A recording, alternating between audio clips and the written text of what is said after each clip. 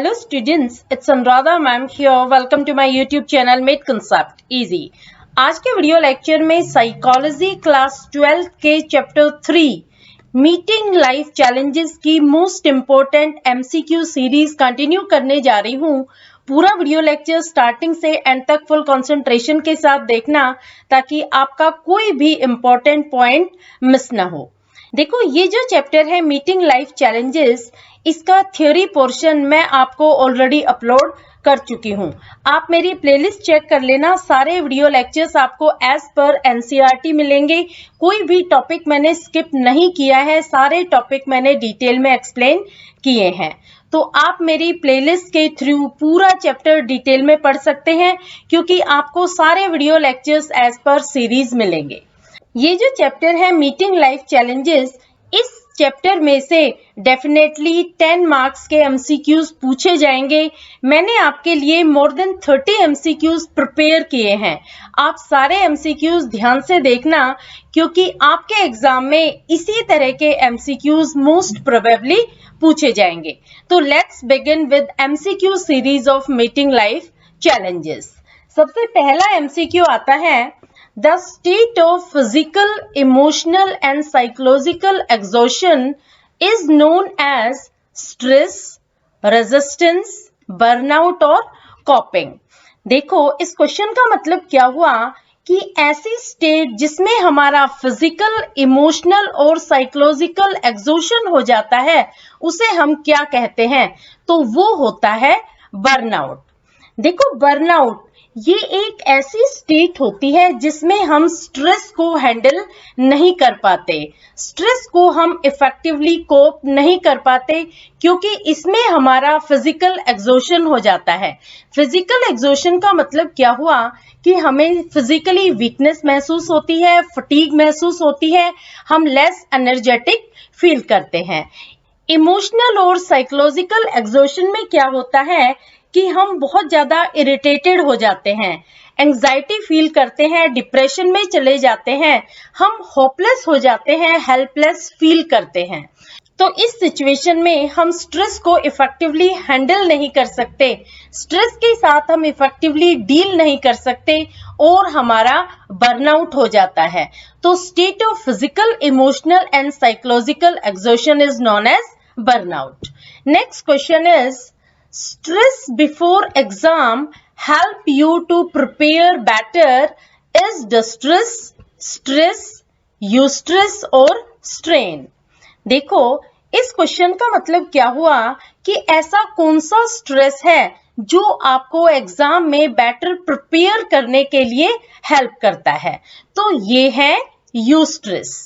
Eustress में क्या होता है कि पर्सन मोटिवेटेड फील करता है, वो अपने डिजायर्ड ऑब्जेक्टिव को अचीव करने के लिए मोटिवेटेड होता है।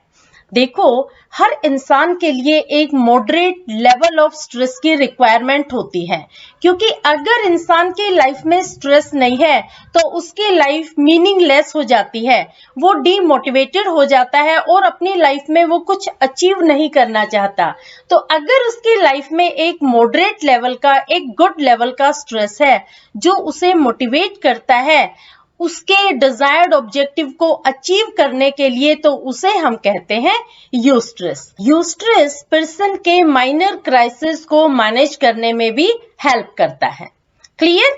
Next question is, Sumit wants to get everything just right, he can not adjust according to time table and amount of workload, he is rational, perfectionist, assertive और ऑल ऑफ देम। देखो, इस question का मतलब क्या हुआ कि सुमित को हर चीज बिल्कुल राइट चाहिए, यानी हर चीज में परफेक्शन चाहिए। वो किसी तरह का कोई एडजस्टमेंट नहीं करता है, ना ही वो टाइम के अकॉर्डिंग एडजस्टमेंट करता है, ना ही वो वर्कलोड के बेस पर एडजस्टमेंट करता है। तो वो क्या है? वो है परफेक्शनिस्ट। जो लोग परफेक्शनिस्ट होते हैं वो सिर्फ एक ही काम पर फोकस करते हैं, दूसरे काम पर वो फोकस नहीं करते। इस वजह से उन्हें स्ट्रेस अराइज होता है क्योंकि वो हर काम को एज पर टाइम और एज पर वर्कलोड मैनेज नहीं करते। जैसे सपोज आपको सीबीएसई का एग्जाम देना है, आपके पास 5 सब्जेक्ट है, लेकिन आप एक ही सब्जेक्ट पर ज्यादा फोकस कर रहे हैं। सपोज साइकोलॉजी पर आप ज्यादा फोकस करते हैं, तो साइकोलॉजी में तो आप 100% मार्क्स अचीव कर लेते हैं, लेकिन जब दूसरे सब्जेक्ट में आपको एज पर एक्सपेक्टेशन मार्क्स नहीं मिलते और आपका result as per your expectation नहीं आता, तो ये कॉज ऑफ स्ट्रेस बन जाता है। तो परफेक्शनिस्ट आपको समझ में आया। परफेक्शनिस्ट में यही होता है कि पर्सन इसमें परफेक्शन चाहता है और एक काम में परफेक्शन होने की वजह से दूसरे काम में लैकिंग हो जाती है, जिस वजह से उसे स्ट्रेस अराइज होता है। Clear? Next question is, Nitin is confident and has strong sense of identity. He can express his feelings, needs and thoughts clearly and can say no to a request if he wants to. Which life skill does he possess? Self-care, time management, assertiveness or none? तो इसका answer होगा assertiveness. देखो, इस question का मतलब क्या हुआ कि नितिन का सेल्फ कॉन्फिडेंस लेवल बहुत हाई है, वो सेल्फ कॉन्फिडेंट है और उसकी स्ट्रॉन्ग सेंस ऑफ आइडेंटिटी है। वो अपनी फीलिंग्स, अपनी नीड्स, अपनी थॉट्स को क्लियरली कम्युनिकेट कर सकता है। अगर उसको किसी की बात पसंद नहीं आती है तो वो उस रिक्वेस्ट को रिफ्यूज भी कर सकता है एक पॉजिटिव एटीट्यूड के साथ। तो उसकी कौन सी लाइफ स्किल है जो उसके पास है? तो इस लाइफ स्किल को हम कहते हैं असर्टिवनेस। असर्टिवनेस में यही होता है कि जिनके पास ये स्किल होती है वो दूसरों से अपनी बात बहुत इजीली मनवा लेते हैं, उन्हें बहुत जल्दी वो कन्विंस कर लेते हैं और उनकी बात अगर उस पर्सन को पसंद नहीं आती है तो वो बहुत पोलाइटली उन्हें मना करते हैं एक पॉजिटिव एटीट्यूड के साथ। क्लियर? तो यहाँ पर नितिन है वो असर्टिव है। Next question is, who defines stress as non-specific response of body to any demand? Options are Hans Selye, Lazarus, Holmes and Rahe and none of the above. तो इसका आंसर है हैंस सेले। देखो, हैंस सेले को consider किया जाता है father of modern stress research. तो एक और क्वेश्चन फ्रेम हो सकता है, who is considered as father of modern stress research या father of modern stress concept? तो आपका आंसर होगा Hans Selye. Next question is, supportive friends and family provide dash by reassuring the individual that he or she is loved, valued and cared for. Emotional support, tangible support, informational support और financial support. तो इसका answer होगा emotional support.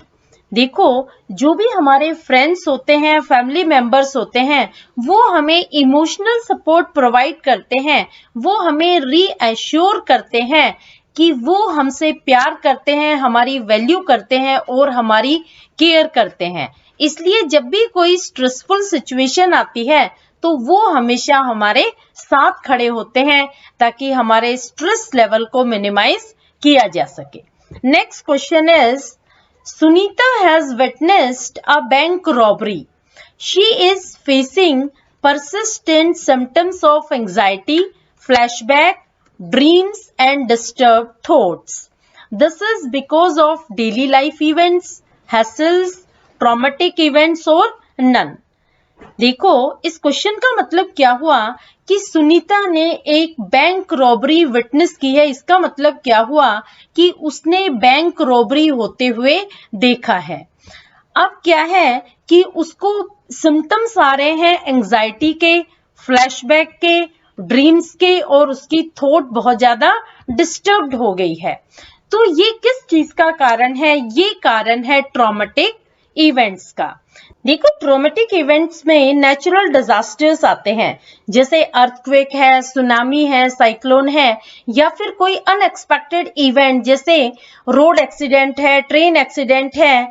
ये इस तरह के traumatic events होते हैं जिनके इफेक्ट्स कुछ टाइम लैप्स होने के बाद अकर होते हैं और वो इजीली भुलाए भी नहीं जाते। तो सुनीता के साथ भी यही प्रॉब्लम है कि उसने बैंक रॉबरी होते देखी है, तो अब उसको बहुत ज्यादा एंजाइटी होती है, फ्लैशबैक होता है। फ्लैशबैक और ड्रीम का मतलब क्या हुआ कि उसको वही सिचुएशन बार बार दिखाई देती है, जैसे ही वो सोती है तो उसको उसी तरह के सपने आते हैं, इस वजह से उसकी डिस्टर्ब थॉट हो गई है। तो ये एग्जाम्पल है ट्रॉमेटिक इवेंट का। Next question is dash are white blood cells which identify and destroy foreign antigens that enter our body. Options are T cells, B cells, natural killer cells और leukocytes. तो इसका answer है leukocytes. देखो ये जो सारे sales हैं ये ल्यूकोसाइट्स की टाइप है। जो टी सेल है ये इन्वेडर को डिस्ट्रॉय करते हैं, यानी हमारी बॉडी पे जो भी वायरस बैक्टीरिया अटैक करते हैं उन्हें टी सेल्स डिस्ट्रॉय करते हैं। जो बी सेल्स हैं वो एंटीबॉडीज प्रोड्यूस करते हैं और जो नेचुरल किलर सेल हैं ये वायरस और डिजीज से फाइट करने में हमारी हेल्प करते हैं। तो इसका आंसर होगा ल्यूकोसाइट। ल्यूकोसाइट्स वो व्हाइट ब्लड सेल्स होते हैं जो आइडेंटिफाई करते हैं और डिस्ट्रॉय करते हैं फॉरेन एंटीजेंस को जो हमारी बॉडी में एंटर करते हैं। क्लियर? तो ल्यूकोसाइट्स की ये तीनों टाइप है जो हमारे इम्यून सिस्टम को इंप्रूव करने के लिए, डिजीज से फाइट करने के लिए हमारी हेल्प करते हैं। Next question is Sneha is crying and is worried as she is not prepared for her exam. The coping strategy that she is using to deal with stress is task-oriented strategy, avoidance-oriented strategy, emotion-oriented strategy और all of them. देखो इस question का answer क्या हुआ कि स्नेहा रोना शुरू कर देती है। उसे बहुत ज्यादा चिंता होती है क्योंकि उसकी प्रिपरेशन उसके एग्जाम के लिए नहीं हुई। तो वो कौन सी कोपिंग स्ट्रेटजी फॉलो कर रही है स्ट्रेस को मैनेज करने के लिए? तो इसका आंसर है इमोशन ओरिएंटेड स्ट्रेटजी। देखो इमोशन ओरिएंटेड स्ट्रेटजी में क्या होता है कि पर्सन थोड़े से टाइम के लिए तो स्ट्रेस से रिलीव हो जाता है, लेकिन परमानेंट वो स्ट्रेस से रिलीव नहीं होता। इसमें स्ट्रेस के इम्पैक्ट को दूर करने के लिए वो रोना धोना शुरू कर देता है, चिंता करना शुरू कर देता है। कई बार तो क्या होता है कि पर्सन अल्कोहल का कंजम्पशन भी शुरू कर देता है अपने आप को स्ट्रेस से रिलीव करने के लिए। लेकिन इससे जो रिलीफ मिलता है वो टेम्पररी रिलीफ मिलता है। ये स्ट्रेटजी होती है emotion oriented strategy. Clear? Next question is what is very useful personality trait in order to fight stress which involve 3 C's: commitment, control and challenge. Options are positive health, hardiness, exercise and assertiveness. देखो इसका answer होगा hardiness. Hardiness में ये तीनों trait होती है। पहली है कमिटमेंट, दूसरी है कंट्रोल और तीसरी है चैलेंज। देखो कमिटमेंट में क्या होता है कि पर्सन काम के लिए फुली कमिटेड होता है। उसके सामने कोई भी स्ट्रेसफुल इवेंट आए उसे वो इजीली मैनेज कर लेता है क्योंकि उसका फुल कमिटमेंट है अपने काम के लिए। वो कोई ना कोई सॉल्यूशन उस स्ट्रेस का फाइंड आउट कर लेता है। दूसरा आता है कंट्रोल।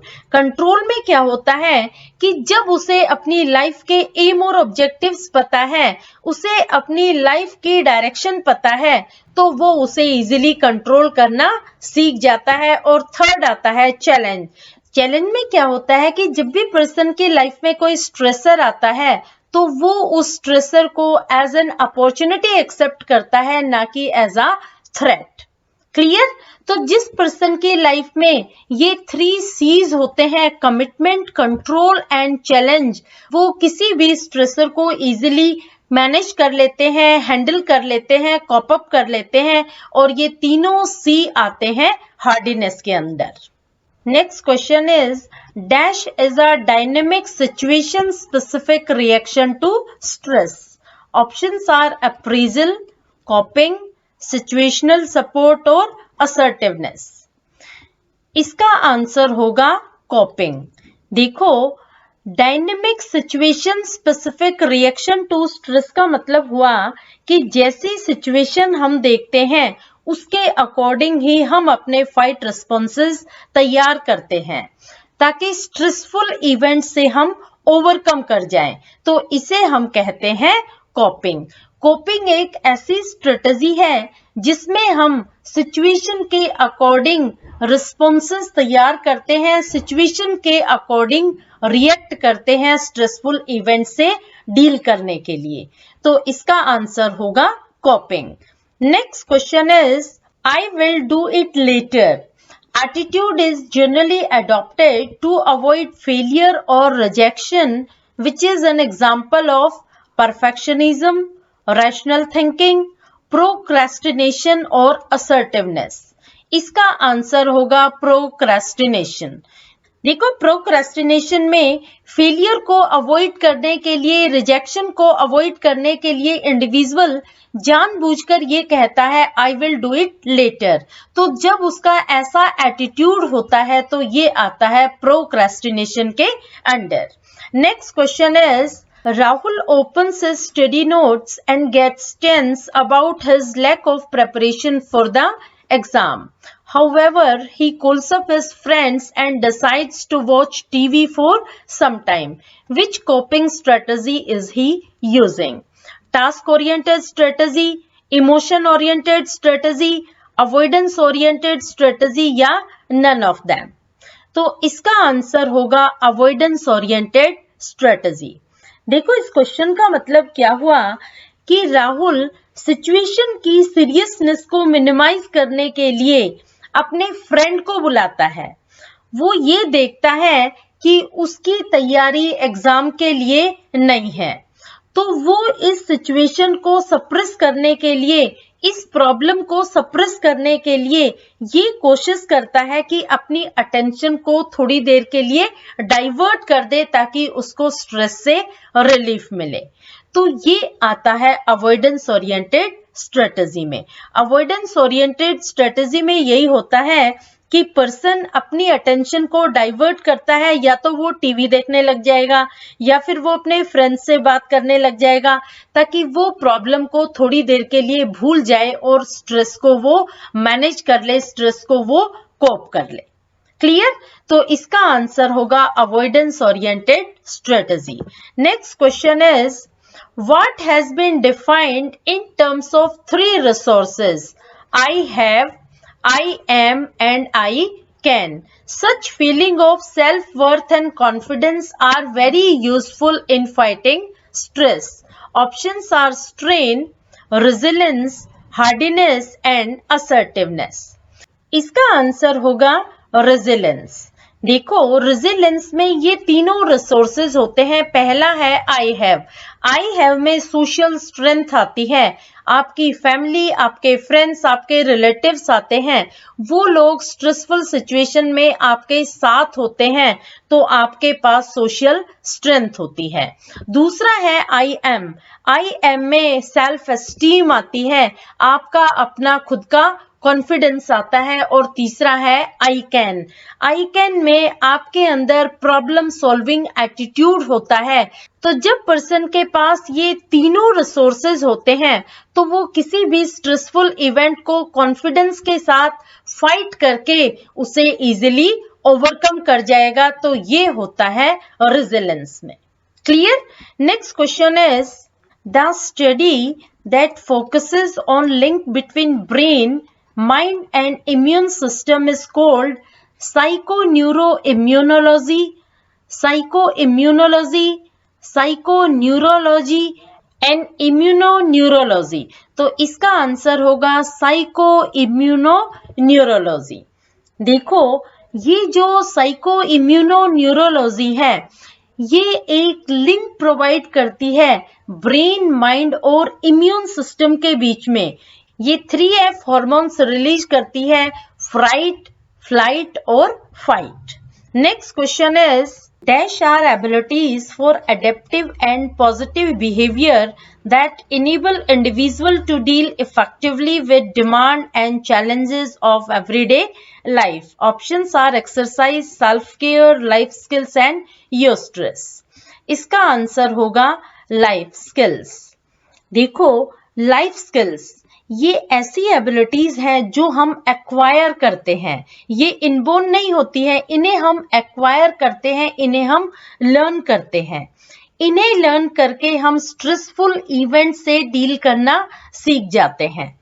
ये हमारे बिहेवियर को एडेप्टिव बनाती हैं। एडेप्टिव यानी हम सर्कमस्टेंसेस के अकॉर्डिंग अपने आप को चेंज कर लेते हैं, मॉडिफाई कर लेते हैं, एडेप्ट कर लेते हैं। एक पॉजिटिव बिहेवियर हम डेवलप करते हैं, यानी हमारा जो परसेप्शन होता है वो पॉजिटिव होता है। पॉजिटिव परसेप्शन इंडिविजुअल को इनेबल करता है ताकि वो लाइफ के चैलेंजेस को, लाइफ की डिमांड को इफेक्टिवली डील कर सके।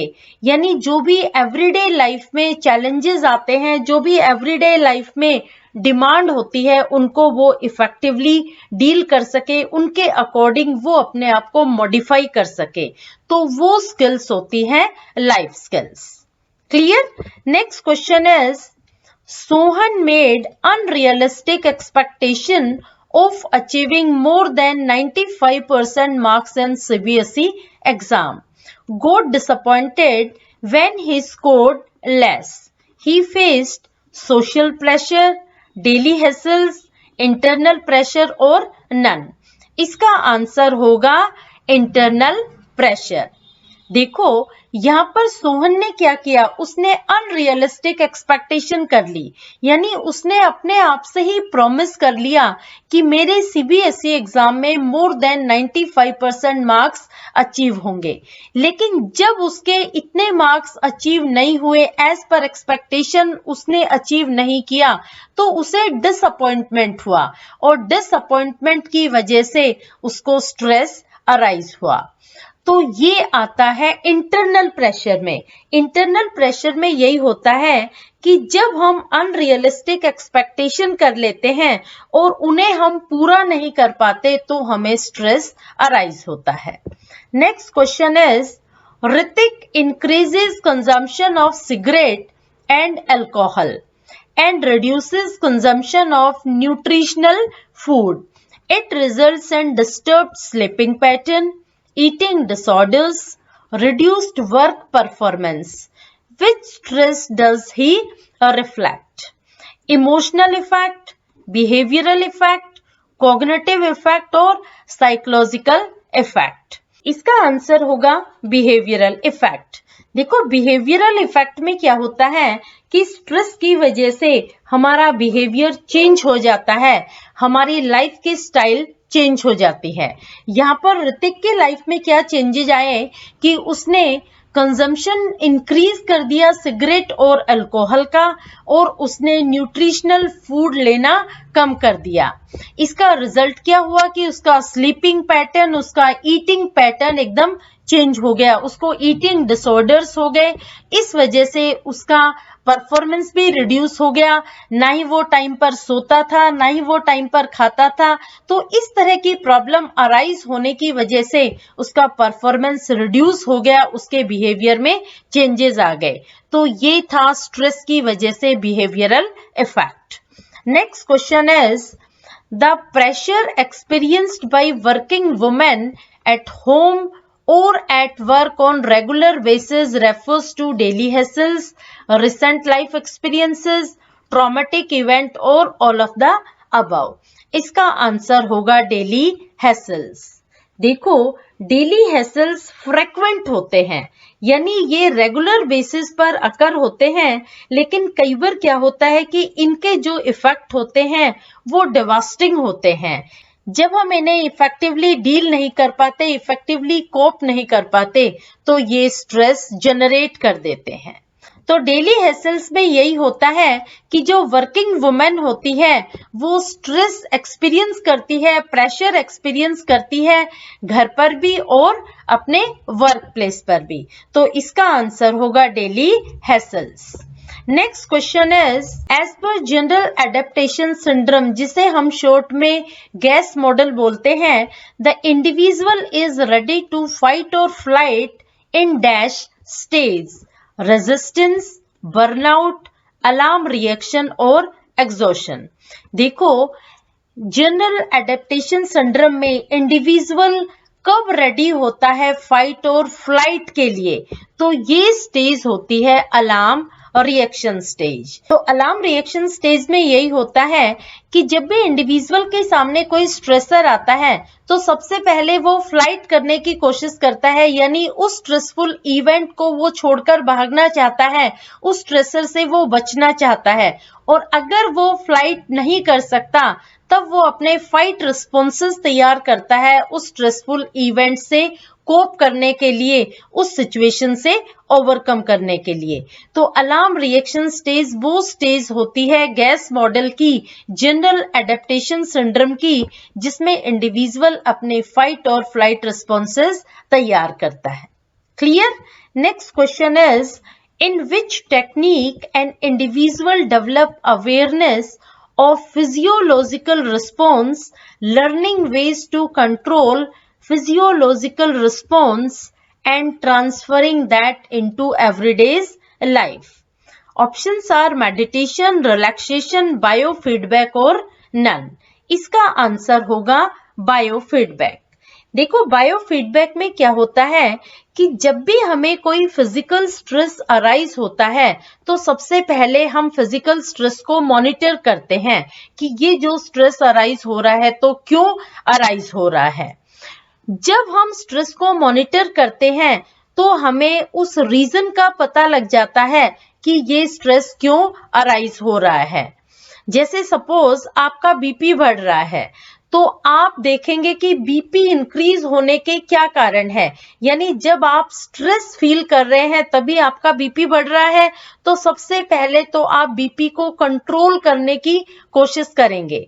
जब आप बीपी को कंट्रोल करने की टेक्निक सीख जाएंगे तो बाद में आप उसको डेली लाइफ में ट्रांसफर करेंगे, यानी एवरीडे लाइफ में उस टेक्निक को आप फॉलो करेंगे और स्ट्रेस को मैनेज करेंगे। तो देखो, जो बायोफीडबैक टेक्निक होती है इसमें 3 स्टेजेस यही होती है। सबसे पहले हम अवेयरनेस क्रिएट करते हैं कि जो भी फिजियोलॉजिकल प्रॉब्लम हो रही है वो क्यों हो रही है।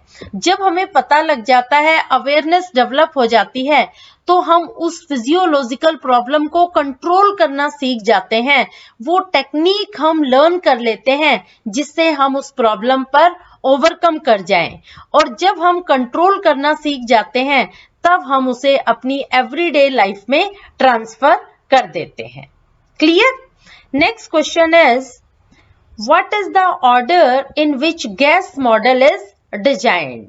एग्जॉशन स्टेज, रेजिस्टेंस स्टेज और अलार्म रिएक्शन स्टेज। दूसरा है अलार्म रिएक्शन, रेजिस्टेंस, एग्जॉशन। तीसरा है resistance, exhaustion and alarm reaction. चौथा है exhaustion, alarm reaction and resistance. तो इसका आंसर होगा बी।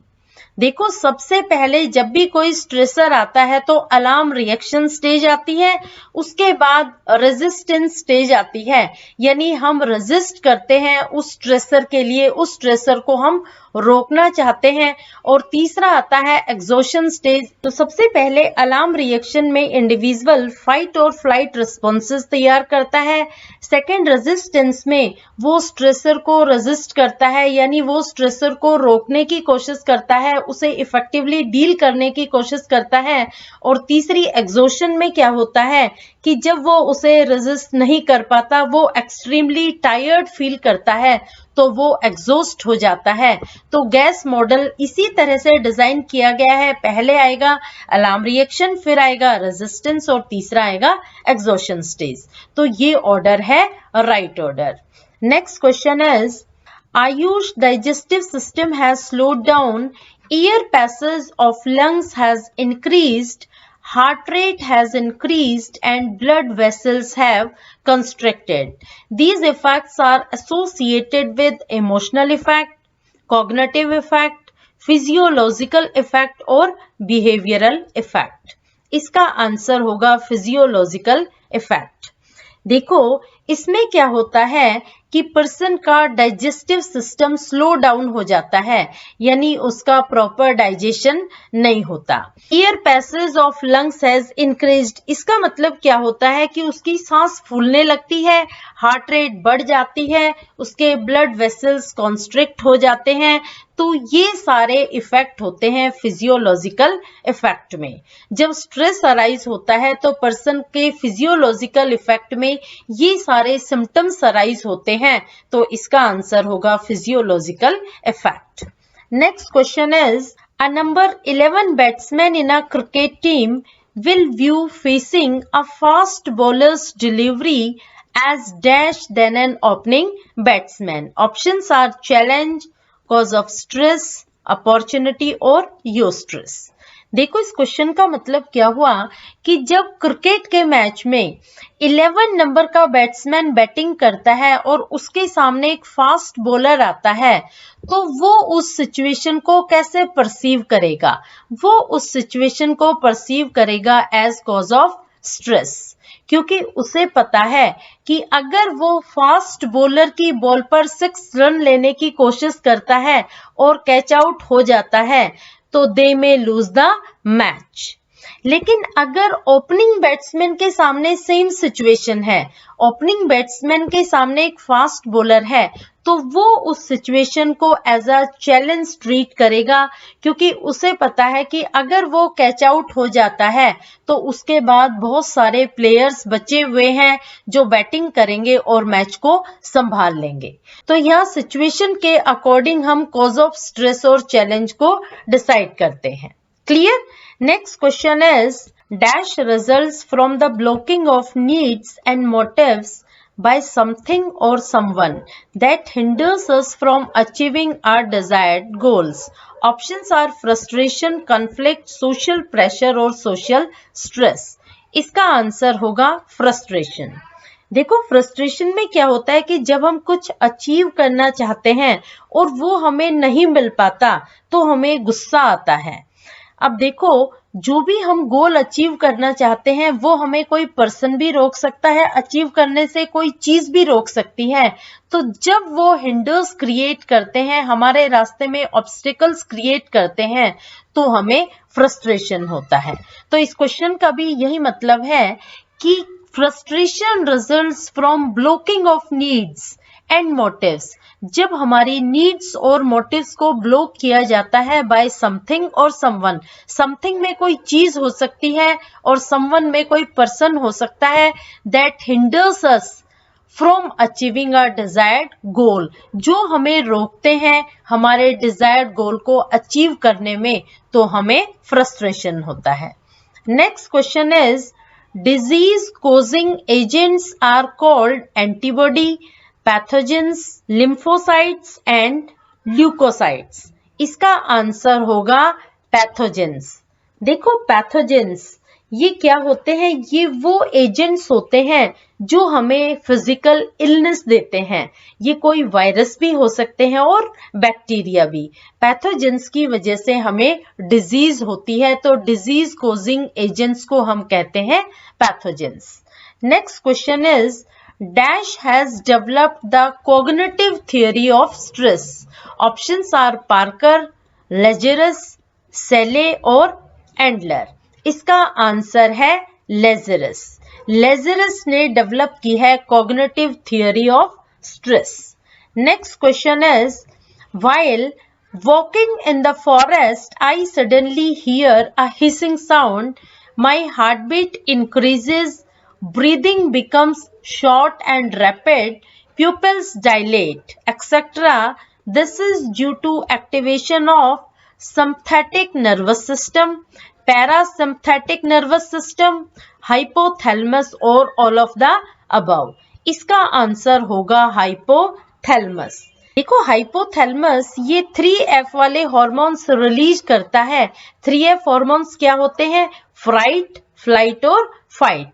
तो इस क्वेश्चन का मतलब यही हुआ कि फॉरेस्ट में वॉक करते हुए सडनली मैंने हीसिंग साउंड सुनी। ये साउंड सुनते ही मेरी हार्ट बीट इंक्रीज होने लगी, ब्रीदिंग शॉर्ट होने लगी, रैपिड होने लगी, जो प्यूपिल्स थे वो डायलेट होने लगे। तो ये सब किस वजह से हुआ? ये हुआ activation of hypothalamus. Next question is white blood sales includes T cells, B cells, natural killer cells और all of the above। तो इसका आंसर होगा D। व्हाइट ब्लड सेल्स वो सेल्स होते हैं जिसमें T सेल्स भी होते हैं, B सेल्स भी होते हैं और नेचुरल किलर सेल्स भी होते हैं। सारे सेल्स हमारे इम्यून सिस्टम को डेवलप करने में हेल्प करते हैं। तो इसका आंसर होगा D, all of the above। Next question is Rahul's parents, friends and relatives expected him to top the CBSE. He was studying under which pressure? Social pressure, emotional pressure, internal pressure और behavioral pressure। इसका answer होगा social pressure। देखो राहुल के parents, उसके friends और relative की क्या expectation थी कि राहुल सीबीएसई में टॉप करे। तो ये उस पर सोशल प्रेशर था। कई बार क्या होता है कि सोशल प्रेशर की वजह से पर्सन स्ट्रेस में आ जाता है, क्योंकि जब सोसाइटी की एक्सपेक्टेशन के अकॉर्डिंग वो परफॉर्म नहीं कर पाता, सोसाइटी के एक्सपेक्टेशन के अकॉर्डिंग वो रिजल्ट नहीं दे पाता, तो उसे स्ट्रेस अराइज होता है। Clear. Next question is when person becomes unaware of any outside stimulation and reaches a different state of consciousness, he is using which of the following technique? Relaxation, visualization, meditation और biofeedback। इसका answer होगा meditation. देखो जो meditation technique होती है इसमें person totally unaware हो जाता है कि उसके आसपास क्या हो रहा है। जो भी आउटसाइड स्टिमुलस है उसके बारे में उसे कोई नॉलेज नहीं होती। वो एक ऐसे पॉइंट पर रीच करता है जहां पर उसे ना कोई थॉट्स, ना कोई आइडियाज, ना ही कोई फीलिंग परेशान करती है, किसी तरह की कोई थॉट नहीं होती। वो एक डिफरेंट लेवल में पहुंच जाता है। ऐसी स्टेट को हम कहते हैं मेडिटेशन टेक्निक। क्लियर। होपफुली आपको मेरा वीडियो लेक्चर समझ में आ गया होगा। सारे एमसीक्यूज आपको क्लियर हो गए होंगे। Please like it, subscribe it and share it with your friends. देखो नोट्स के लिए आप मेरे टेलीग्राम ग्रुप को जरूर ज्वाइन कर लेना। ये लिंक है मेरे टेलीग्राम ग्रुप का। इस पर मैं पीडीएफ डाल दूंगी इन एमसीक्यू सीरीज की और इस चैनल का लिंक भी दे दूंगी। Thank you very much.